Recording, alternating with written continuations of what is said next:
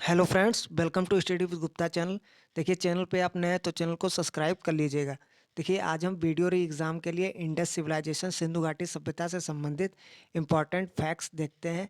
देखिए, जितने भी क्वेश्चन इस टॉपिक से बन सकते हैं तो उन सबको मैंने इंक्लूड किया है, तो वीडियो को लास्ट तक ज़रूर देखिएगा।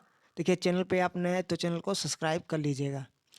देखिए, सिंधु घाटी जो सभ्यता थी इसका समय 250 से 1700 ईसा पूर्व था। अगर इस सभ्यता की बात करें तो ये नगरीकृत और कांस्य युगीन सभ्यता थी।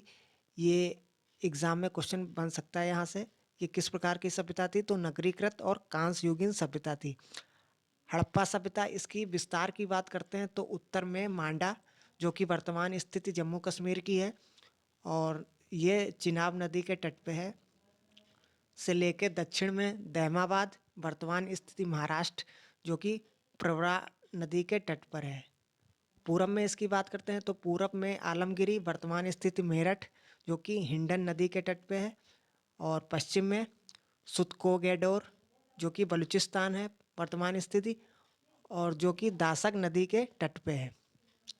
तो ये जितने भी स्थल मैं बता रहा हूँ तो इनसे संबंधित जो ये जो नदियाँ हैं किस तट पे हैं, कौन से स्थल, ये जरूर आप ध्यान रखिएगा।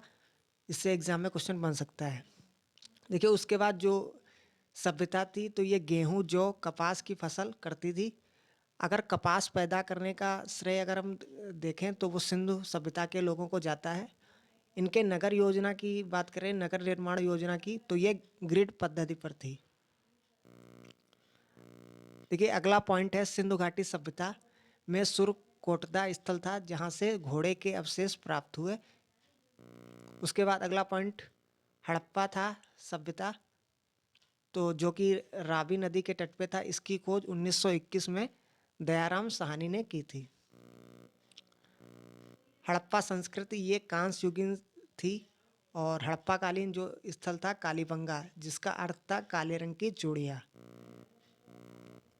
आपकी कालीबंगा जो कि घग्गर नदी के तट पे है, यहाँ से क्या क्या मिला? तो यहाँ से ईंट, लकड़ी की नाली के साक्ष्य मिले, जुते हुए खेत, हल की प्रतिकृति और अग्नि वेदिकाएं, ये सब कालीबंगा स्थल से प्राप्त हुई। अगला पॉइंट है चनूदड़ो, जो था जो कि सिंधु नदी के तट पे था।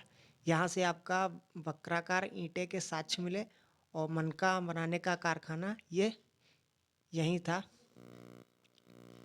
मोहनजोदड़ो, जो कि सिंधु नदी के तट पे, इसकी खोज 1922 में की रखाल दास बनर्जी ने की। मोहनजोदड़ो से विशाल स्नानागार प्राप्त हुआ, और इसकी सबसे बड़ी इमारत की बात करें तो वो अन्न कोठार थी। देखिए, लोथल स्थल जो कि भोगवा नदी के तट पे है, और रंगपुर जो कि भादर नदी के तट पर है। तो यहाँ से धान की भूसी के साक्ष्य मिले। लोथल से गोदीवाड़ा अग्नि वेदिकाएं और मनका बनाने का जो कारखाना था वो लोथल में मिला।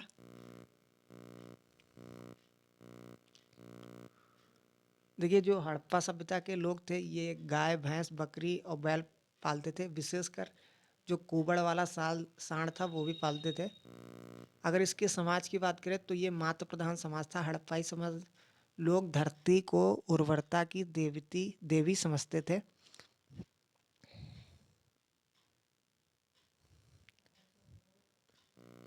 देखिए, सिंधु सभ्यता में वृक्ष और पशु पूजा का भी प्रचलन था। मोहर में इस चित्रित जो देवता थे पशुपति शिव, ये मोहनजोदड़ो से प्राप्त हुआ। देखिए, हड़प्पाई जो लिपि थी चित्रात्मक थी, और ये दाईं से बाईं ओर लिखी जाती थी। इसे ब्रूस्टोफेडन शैली कहा जाता था।